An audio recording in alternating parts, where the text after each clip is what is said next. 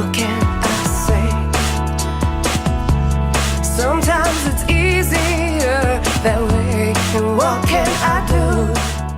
Anyway, well, here we are with the 10th episode. We had the musical lead-in and title card and everything.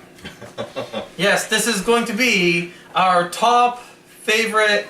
At least I have 25. I don't know if everybody else does. I have 25. My wife came up with them. My wife, who opted off camera's got like 16. I'm just going to go over hers very quickly. But we know there's going to be some crossover. Anyway. Yes. Go ahead. So, first of all, I actually would like to say something. That is, on the off chance there's a film director out there, as one of our 12 viewers, named Bill Z. Bub. You have a number of movies that are out of print, and I would like to talk to you about getting a copy of said out of print movies. So, I really doubt he sees this. But you know, the music thing, I reached out to the musician and it works. I'm seeing if lightning will strike twice. fair enough. The other thing is, unfortunately, my wife opted not to be on camera. She's a little camera shy, which means we can't play the drinking game I had planned, which was to take a shot every time she called me pretentious or a hipster, which happens a lot in my conversations with my wife. Pretentious, maybe. You're no hipster. Yeah, well. Which is a good thing. Even though you were rocking a fedora before it was cool. I was a hipster before it was cool. I'm like hipsterception. Oh. So generally how this works is we'll start at the bottom of our list, work our way up. Okay, but we're starting with her just straight I'm up. just going to go here and do a quick list. These aren't in any particular order. She had Silver Linings Playbook, Bradley Cooper and Jennifer Lawrence, League of Extraordinary Gentlemen. I didn't mind that one. Oh. I'll save that one because I know that one's one of her favorites. Slumdog Millionaire, 13 Ghosts. Her 13 Ghosts is included on the list for basically the same reason my number one will be included on the list, which I will not spoil for you guys. 28 Days Later, love that movie. Mulan. Disney's Mulan, alright. Yep, probably one of my favorite Disney movies. Disney's Pocahontas, great villain song. Corpse Bride, my wife likes Tim Burton stuff. Jane Eyre, I don't think I've ever seen that. How I Live Now, I don't think I've ever seen that. A movie called The Messengers, which I'm very proud of my wife because it is a unrelentlessly depressing movie that could rival a French horror film. Brokeback Mountain, Cold Mountain, a couple of mountain-themed ones here. Is that our gay? I'm kidding. I don't know about Cold Mountain, actually. That's pretty gay. Alright. Anyway, so, the three I skipped here, Nightmare Before Christmas, which my wife was a goth kid in high school, so yeah, that is one of her favorites. And when we first got together, she told me her favorite movie was Moulin Rouge. Here's an interesting musical. The Nicole Kidman version. Yeah. I'm not a big fan, but I'm also not a big fan of romance stories or musicals. And I know what her favorite movie is now, Melissa McCarthy's Spy. She has probably seen that movie 5 or 6 times, and I'm not kidding when I say this. Almost from the opening to the end credits, she is in tears laughing. So, if it makes her laugh consistently after multiple viewings, you know. Then obviously it should be a contender for her favorite movies. Anyway, does anybody want to start this? You know what, we might as well work clockwise here. Okay. I guess. So I will start, there's no particular order, I'm just gonna go ahead and go with, Clue. I'm a big fan of, Clue, I like Clue. I want to try to guess everybody's number ones here. with, I'm not you know, looking. Tim Curry as your, butler character, who in one version is the villain, but, you know. It had an interesting idea that the Unfriended sequel took from, which was Different theaters, different endings. different theaters, different endings, which was a really cool idea. Yeah, it was. Especially for the, what, mid-80s? It was something like that, 80s, early 90s. It was, I don't remember exactly when Clue came out, but it was ambitious. Mm-hmm. Alright, Dale, bottom of the list going up. Are we each doing one? Yes, Yeah, we're just going to do one. This was a made-for-TV movie.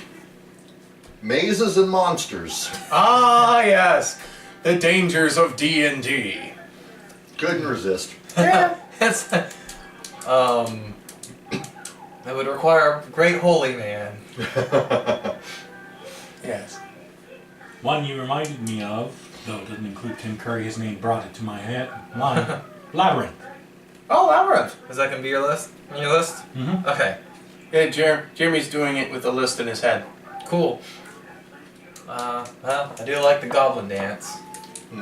Dance, magic, dance. I am going to apologize here because I have a lot of foreign movies upon my list. But that's what makes your list special. I know nothing about the way these words are pronounced, so to all our zero foreign viewers, I apologize. This is a film called 13 Zementi. It is the Georgian word for 13. Anyway, directed by Gela Babluani, Babluani. It is a nice, tight little thriller about a group of poor people, 13 poor people, who are engaged in a combative version of Russian roulette for rich people's enjoyments. Shot in black and white, made in 2005, and it is just a depressing film about how rich people consume poor people. It's just weird because as a free market capitalist, I like a lot of movies about rich people consuming poor people.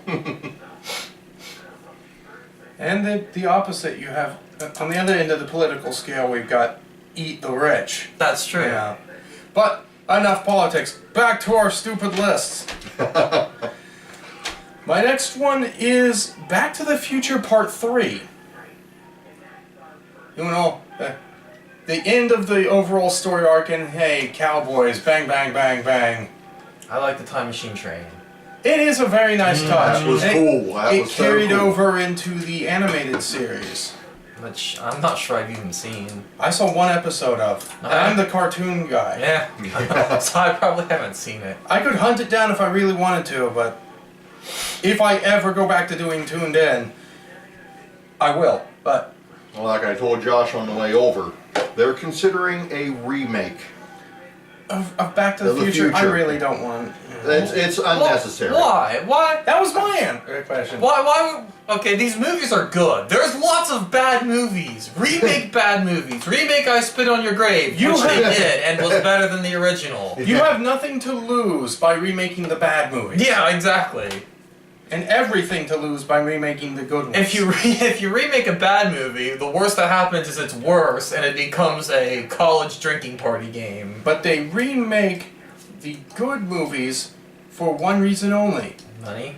Just trying to make money off of the name. Yes. Yeah, can anyone say Ghostbusters? Oh, we'll get to that. Oh, will we get to that? Yes. Okay then. Spoiler.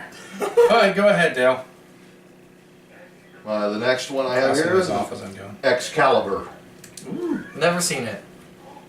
About King Arthur, I'm assuming. Yes. It's one of Patrick Stewart's early movie roles. He's playing Guinevere's father. Huh. He has a little bit of hair. Really? Yes. I'm gonna have to seek this movie out. It's a bit of a classic. Oh, I'm mostly going off the ones that I get inspired to remember. Sword and the Stone. oh, Disney Sword in the Stone. Nice. There we go. One of the best Merlins in media. Yes. I enjoyed that one.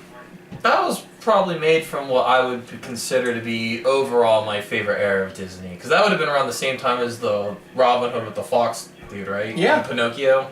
Yeah. It was also the first Disney cartoon made after Walt's death. Huh, did not know that. I don't have any cartoons on my list. Just a spoiler. Yeah. I feel out of place now. That's fine. Eh, It's better, Yeah. than not repeating anything. Yeah. Anyway, my next one, to continue with my number theme, Danny Boyle's 28 Days Later. In the early 2000s, late 90s, zombie movies had kind of fallen into a sinkhole. 28 Days Later came out and revived it for the much, much worse, because now we cannot get rid of them. Walking Dead, I'm looking at you. You don't need 40 seasons. Stop, please, for all of our sakes. But 28 Days Later brought an interesting thing to the zombie genre, because it is a zombie movie. I don't care about your technicality about infected. If you want to get really technical, zombies, as we know them, aren't zombies. They're vampires. Zombies are created by voodoo priests, so fuck you. I knew this was going to be a long one because we go off the rails with every single thing we talk about. Yeah, well, we're probably going to have to split this into multiple parts. So, tune in for our next episode, the 20th anniversary. But yes, 28 Days Later was great. It was tense, and I enjoyed it. Mm-hmm. Okay, now, on my next one, Star Trek II: The Wrath of Khan. Yeah. Because I didn't really have didn't have any other Star Treks on this list, but it's so quotable. It is so quotable. And it's good. It's just a good movie. Khan's a good villain. And Yeah, and it led up to a bunch of fun stuff, and you just have to appreciate William Shatner trying so hard to be emotional. Yeah. And it's an emotional scene, but he's just so awkward in his delivery. Of all the souls I met, his was the most human. and yeah, it was fun. Mm-hmm. Yeah, moving on. Dale? Mission Impossible. The Tom Cruise one? Yes. Those are the only Mission Impossible movies they've made. Oh, are they? I don't know. I know it was a TV show. I didn't know if they had any TV from movies. No, it's good. I thought of one I should have put on my list, but I didn't think to. Oh, wait, too late now. Yep, John Wick. It gets honorable mention. The John Wick franchise is good. Actually, John Wick 2 is better, so John Wick 2. Okay, I'll start with my probably least favorite of the three. Lord of the Rings, Fellowship of the Ring. Fellowship of the Ring. It is a slow start, I suppose. Alright. Do you want to hear my opinion of the movies? Is it? It is cut about 45 minutes of them walking. Epic walking is a joke. Although, there's not as much fluff in them as there are the Hobbit trilogy. Yeah, there's a lot more fluff in that. And, weirdly enough, less beautiful New Zealand, so... Yeah, more terrible CGI. Yeah. New Zealand does look beautiful though. I think at that point, Peter Jackson didn't care. He was just collecting a paycheck. Probably. I'm gonna stretch this into 3 movies. Why? More ding ding. Yeah. Yeah. Or the studio told him, hey, stretch us in the movies. Why? More ding ding. Well, originally it was only going to be 2, so Yes. figure it out. They probably could have made it 1. 2 is one too many of you. The Hobbit is one book. Yeah, and it's not even as big a book as the Lord of the Rings, is it? No, I don't think it's as big as any of the three lords. It's not very big. So my turn. Yeah. 1984's Nightmare on Elm Street, Wes Craven. Dum, dum, Johnny Depp's first role, blood volcano out of the bed. Freddy Krueger's scary, Robert Englund is awesome. Mm-hmm. That's all I have to say about Very that. much. I firmly agree with everything you That said. was just really spooky in the spoiler room. And well, in the first movie, Freddy Krueger had one-liners. They were never punchlines to the scene. That was just to give Freddy personality. Hi, dog. What are you getting into? The cat toy. Yeah. Oh, okay. That's It looks like a little hat. coat. Little, Oh, lumberjack yeah. hat. Oh, that's her hat. Okay. That hat belongs to her. I see. Anyway, after the discussion, yes. And we forget that the first time an Elm Street movie was actually meant to be terrifying and not a comedy. Yeah, what was it with a lot of these slasher villains slowly devolving into Chucky? Robert Englund explained it. To market to young people to sell action figures. Hand to heaven, that's what the studios wanted. Younger audiences so they could sell toys. Because that's where the money was. Slightly. And speaking of toys, that's my next one on my list. The Robin Williams movie. Toys. Never seen it. I have. It's not bad, not loved. A lot of people don't like it because it's like really campy and silly. It has dark elements to it. Fight me. Your ears were being attacked by a Tetris board. Yes. Yes. And why haven't I seen this movie? I don't know why you haven't seen it, but it is a fun. It's worth it, I think, personally. But not everybody's into it. But I'm into it. So toys. Toys. Dale. Well, despite the fact you guys all just ripped it up, the Hobbit trilogy. Yeah. There were elements to it that I enjoyed. Anyone in particular? I think all the loyalty to your friends, no matter what. Any one of the three of the Hobbit trilogies in particular is your favorite? I'd say the last one, Yeah, because it had the most action. I will agree with that. I think Battle of Five Armies was the best of the three. It definitely gave you what it promised. Yep. It had a battle with 5 armies. In fact, that was most of the movie, which is, you know, this is what you came to see. Yep. Well then, I will continue on my list of trying to decide which one I. Yes, next on the list will be Return of the King. Damn right it is. The beginning and end, the middle is the awkward channel. So sometimes. No. Well, Oh, when he gets to the next one, I will explain why it is the best. Ah, okay. Fair But enough. there's actually a story, but I'll save that for another one. Okay. Oh, okay, continue. 22, Darren Lynn Bossman, Repo, the Genetic Opera. I've actually I haven't seen that one yet. I know you had high praises. I know you Yes. have it. I haven't actually seen it yet. Alright. I haven't seen the thing itself. I've seen a couple screenshots. The one sentence, I will sum it up. It is a ultra-violent, cyberpunk, slasher musical. And it is a rock opera. The songs in it are rock. The story's dumb. There was a movie called Repo Man out like a couple years after. That's like the serious version. But it can't hold a candle to... oh man, I cannot remember the guy's name. The guy who played Giles and Buffy as the Repo Man, who's singing about cutting people's organs out, and the singer from, I believe, Goblin, who has his face is falling off because of all the plastic surgeries he's had. It's just a beautiful, stylish, stupid movie with awesome songs. I'm a sucker for musicals and rock operas, so... Then I will have to dig my copy out. Yeah, Actually, I think one of my wife's friends stole my copy, so I need to get a new copy. I say. Or go to the friend and take I it don't back. even know where this person would be anymore.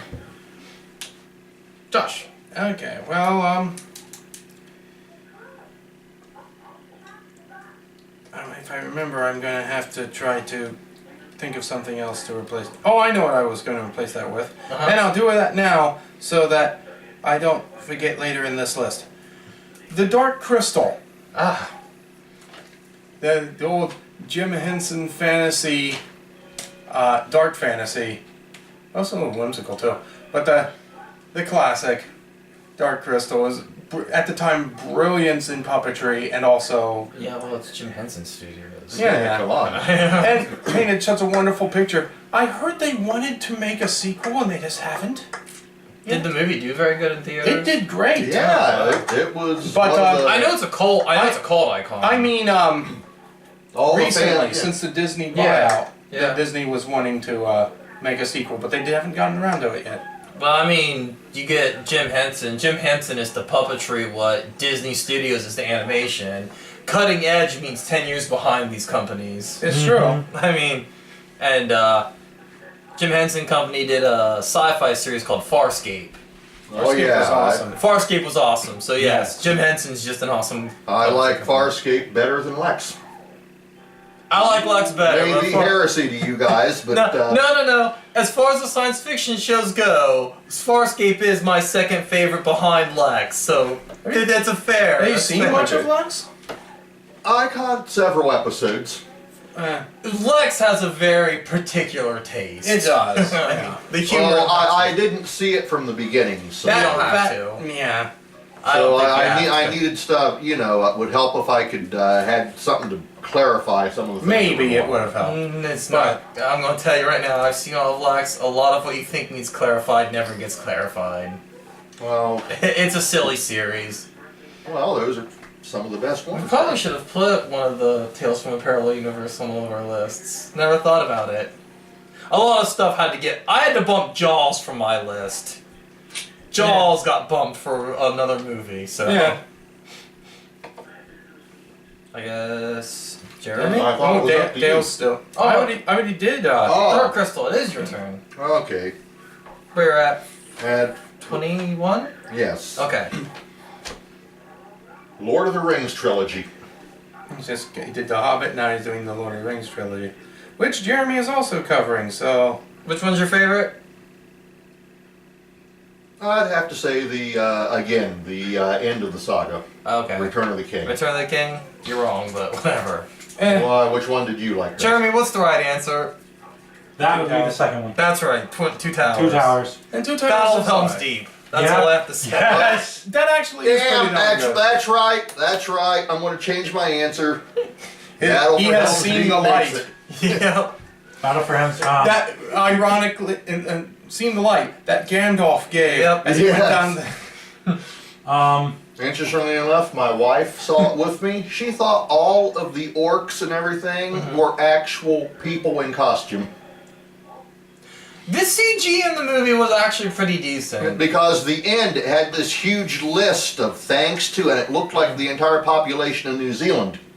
She thought that was all the people who did that scene. And I'm like, no, hon, he was thanking the New Zealand Lord of the Rings Appreciation Society or Oh, is that what something. that was? Huh. Huge fan club there Alright, for cool. it, so. Hey, alright. But my story about the Lord of the Rings trilogy is this. When I see, my grandpa used to lived in Florida before he passed, Uh-huh. and we'd go to visit him every so often when we could. And every so often when we would, he'd take us out to see a movie whenever we were there. One of the first times we went, I saw the first Lord of the Rings. Mm-hmm. One of the second times we went, I saw the second Lord of the Rings. Mm-hmm. And then we kind of ended up skipping over. Was a long time later till I caught the third Lord of the Rings, which I only caught on a TV movie. Ah, okay. So I saw the first Lord of the Rings, first and second Lord of the Rings in theaters with my grandpa. So they hold a more special place in my heart. That said, I still love the third, Mm-hmm. and I like it better than the first. But the second to me is just, Two Towers is just the best of the three. There are a lot of reasons for it, but I think I just like it more than... But it's my other three. It's my favorite, and it is because the Battle of Helm's Deep.